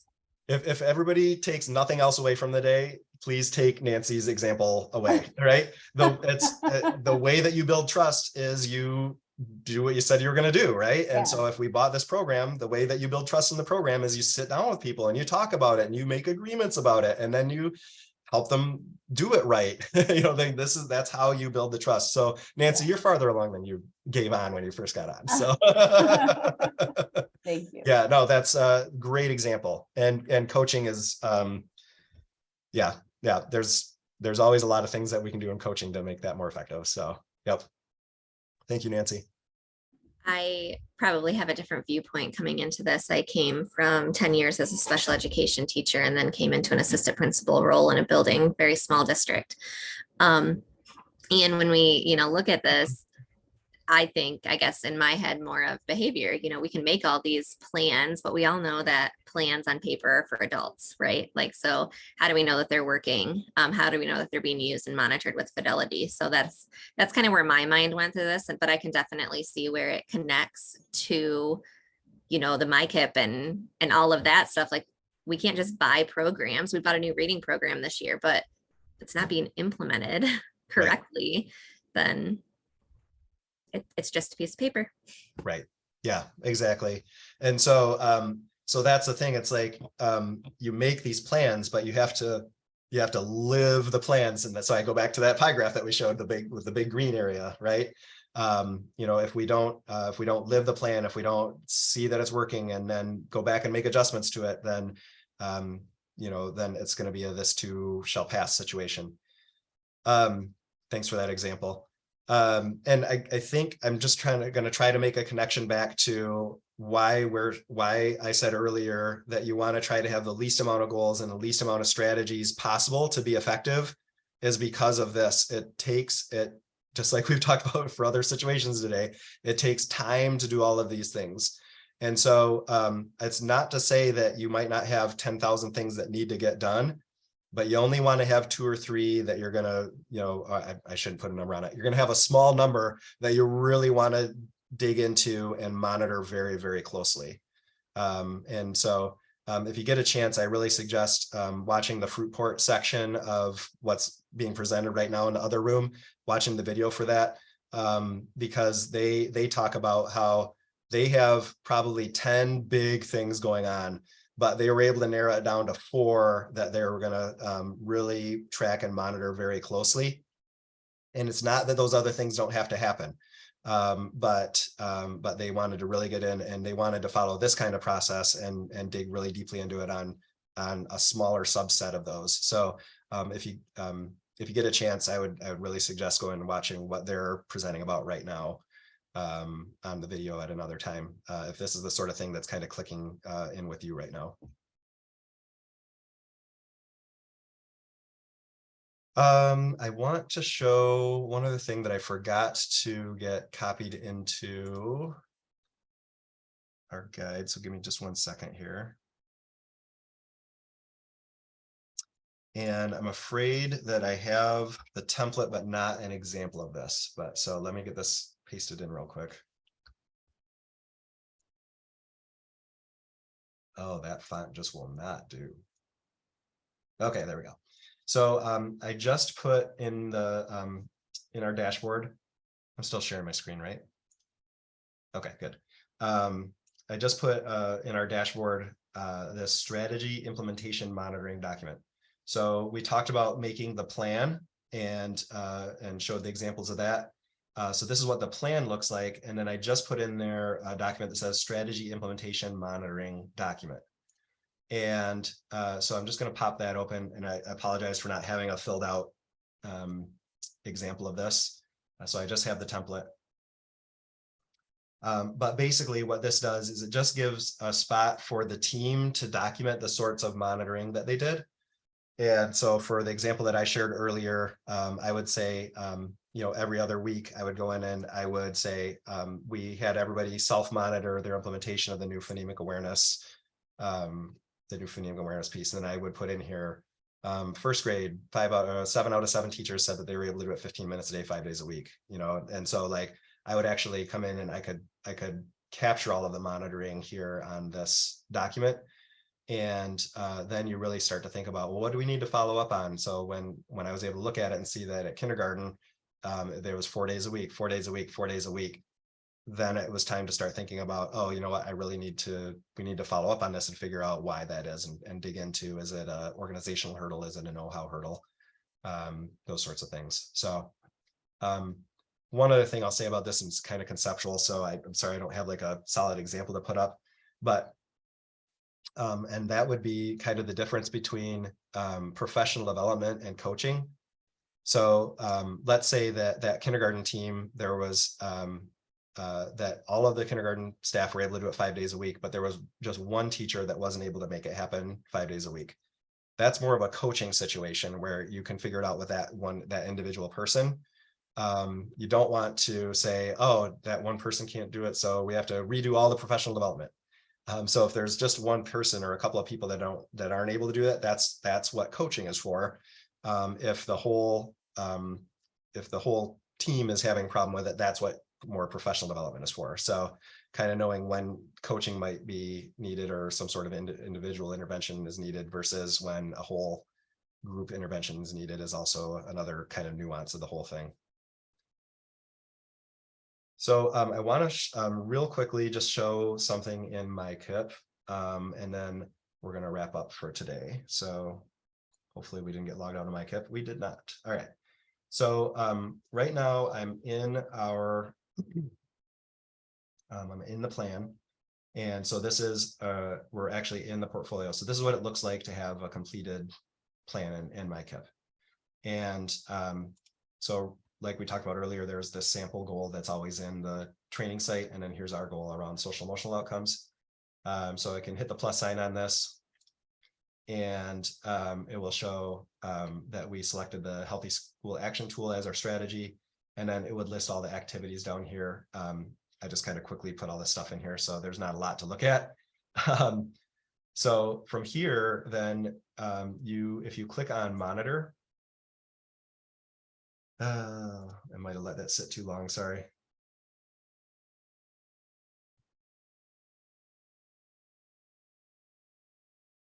I gotta say, I made it quite far without having a technical difficulty. So let's see if this will help out here. Yep, here we go. So if I'm in here with our social emotional outcomes, I go to monitor, then it's going to show us all of our activities, and we can actually go in and we can do our monitoring tool. So if I click on monitoring tool, I can come in here and these are all the different ways that I can monitor. So I've mostly talked about monitoring for fidelity and impact, because it's pretty easy. Those are easy in my head to remember the questions. Did we do it and did it work? So for me, it's really, I'm trying not to use the word easy a lot. It's, I guess, easier to understand that, oh, did we do it as fidelity, and did it work as your impact, right? And so so under implementation fidelity is one of the things here. What progress are we making on implementing it as intended, and what's the evidence? We can create notes and add them here. And so one thing that you can do if your team is regularly doing this process and keeping good evidence about all the different things that you're doing, then you can come in here and you can just create a note, and you could literally just kind of copy and paste over from that monitoring document, or you could actually save it as a PDF and you could upload that monitoring document right in here as the way that you monitored the implementation. So there's a way, this is their way to really track the ways that you're monitoring. And it's pretty easy to kind of forget this part, especially if you have some pieces outside of MICIP that you're using to monitor. But really try to get that evidence in here, because as we can all attest, there's turnover at districts. A lot of us are here because we're brand new in a district, and then we're not really sure what happened before. And so this is a really good spot to keep all of it. An example that I'll share is at Fruitport, we get together quarterly, and each of the buildings is monitoring a different part of the continuous improvement plan. And so we get together, and at our district improvement meeting, they make a presentation about all of the implementation they've done, and they monitor the fidelity, the impact, and they make a presentation of it. And so then I take those presentations and I upload the presentations here. I create note, and then I upload district data, and I just upload a PDF of the presentations. And then that way, like, all of the detail is there, and I don't have to sit here and type out numbers and stuff like that, because they have all of it in presentations.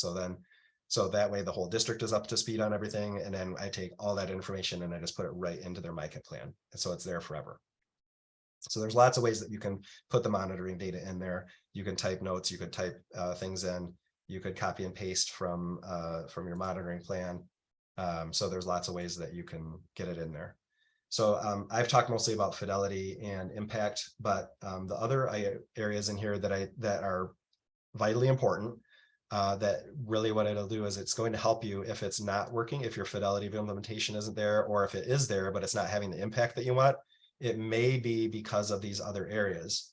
And so you are able to look at scale and reach. So scale and reach is what progress are we making on reaching the intended populations and what's the evidence? So you might have the that phonemic awareness intervention that I was talking about earlier might have been the greatest thing in the world for 80% of the kids, but for the kids that were the most at risk, it wasn't working for them. Then I would know that then if we were monitoring that, then I would know that maybe there was a scale and reach problem. Okay. And then you can also measure for capacity.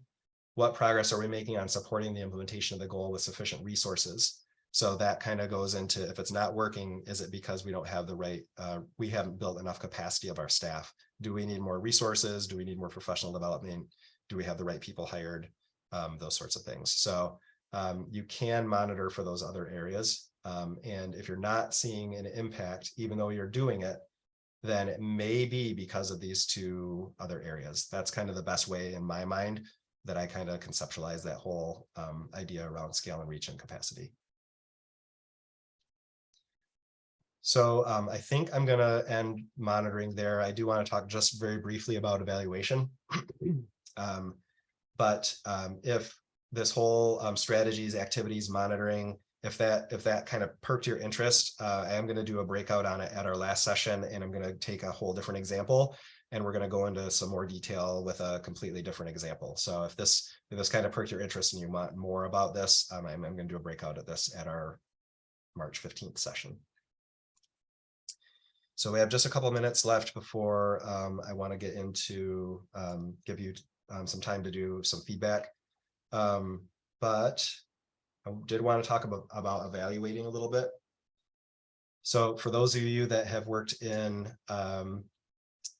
continuous improvement or state and federal programs for a while, there used to be a tool called the Program Evaluation Tool, and it was a diagnostic in assist. And it was a requirement that we would choose at least one federally funded program and complete the program evaluation tool on that on an annual basis. So that is the way it used to be. Now you can still find that program evaluation tool, and there's some good aspects to it, but it is not something that you're required to do for continuous improvement purposes. Because this whole, if you're doing your monitoring and you're going in and you're monitoring and adjusting, you're basically meeting the requirement of looking at data, making sure that things are working, not keeping strategies and activities in place that are ineffective, right? So if you're doing that process for continuous improvement processes, you're doing everything that you need to be doing. So I do want to talk momentarily to the folks in the room that maybe have to be part of on-site review or take care of state and federal programs. That doing this doesn't take care of all the things that are on the on-site review side of things. So there's multiple things in the district study guide and the school study guide that ask how you're evaluating for impact on all of the ways that you're spending your federal funds. And if you have an on-site review and they say, how are you evaluating your funding and your programming? If you say, we do MICIP, you will have a change required. So you have to do more and around from a federal on-site review process. You're supposed to be evaluating all of the ways that you're spending your funding, not just monitoring the implementation of your continuous improvement plan. So if there's anybody in here that that affects and you want to know a little bit more about that, I do have some other tools that can help with that. You may, and if you're part of MAS FPS, you might have heard me talk about that before. So, but just know that you do not have to complete the program evaluation tool. Evaluation is built into MICIP, and if you're monitoring as you're going through, then you're doing what you're supposed to be doing.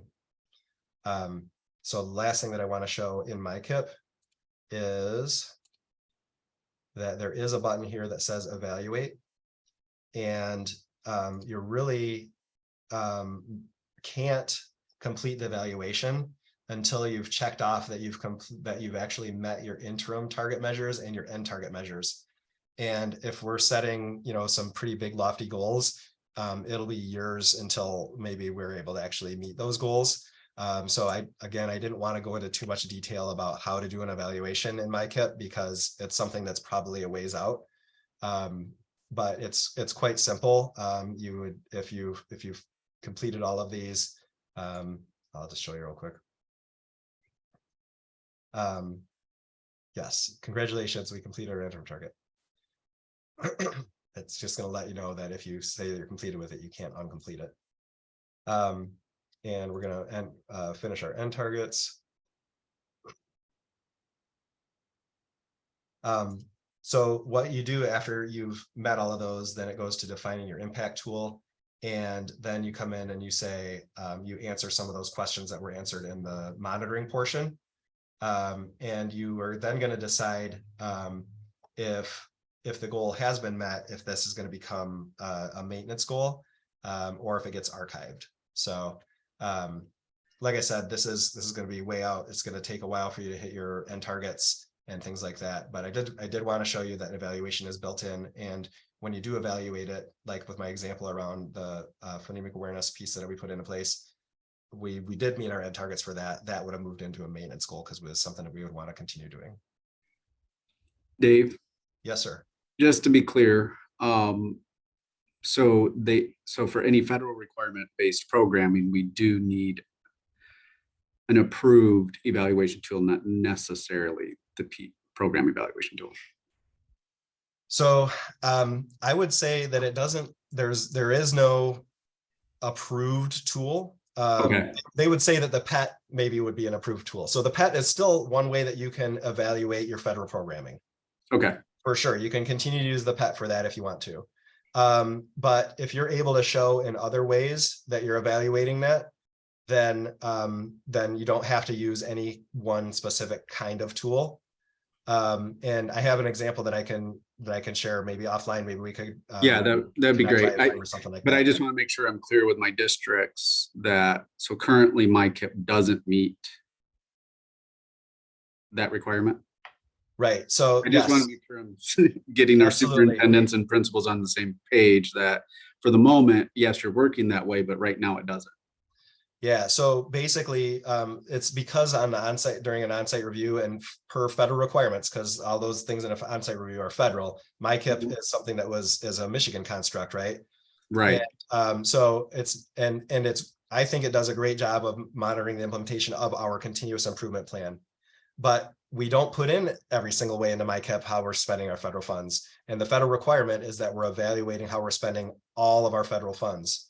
Right. And so, so MICIP just doesn't do that. It's made to monitor the implementation of our continuous improvement plan, not how we're spending federal dollars.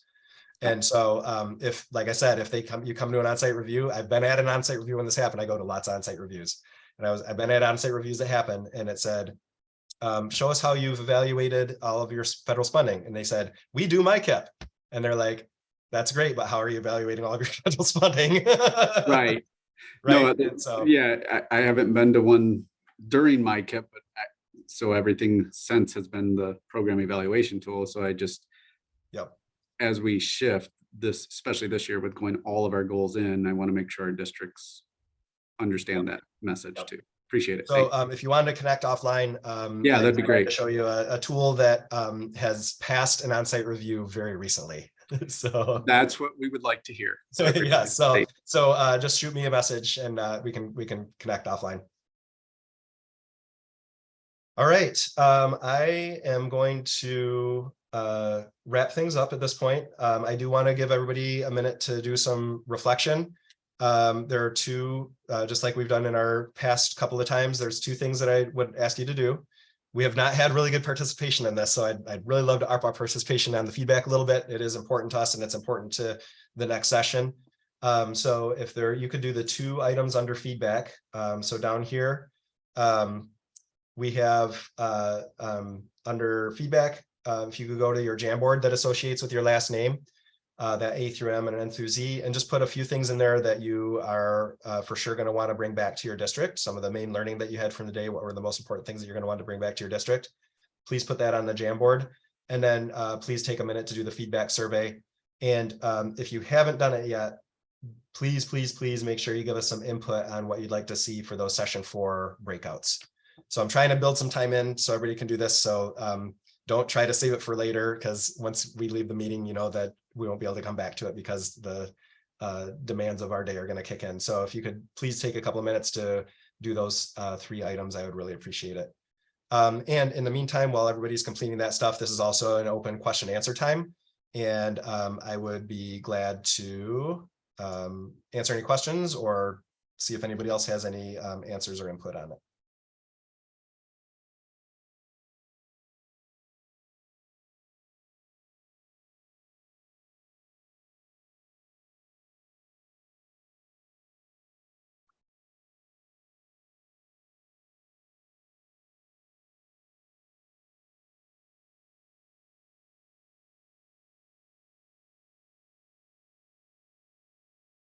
So I had a couple other people asking about program evaluation.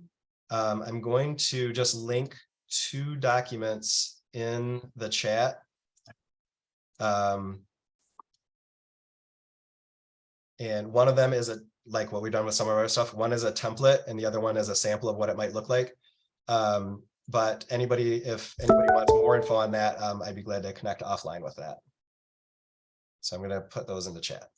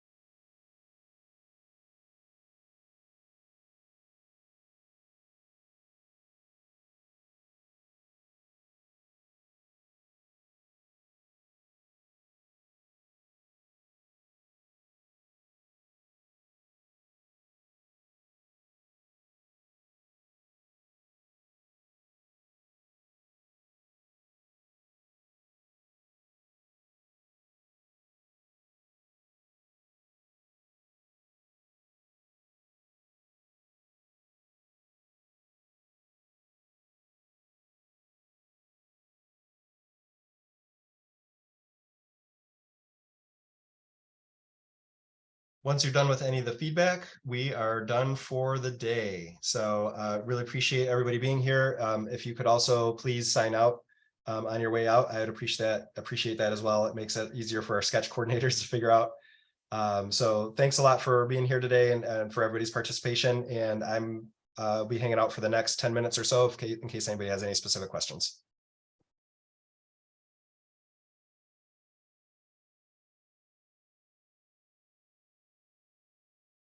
Hey, Hilda. Hi, Dave. How did it go?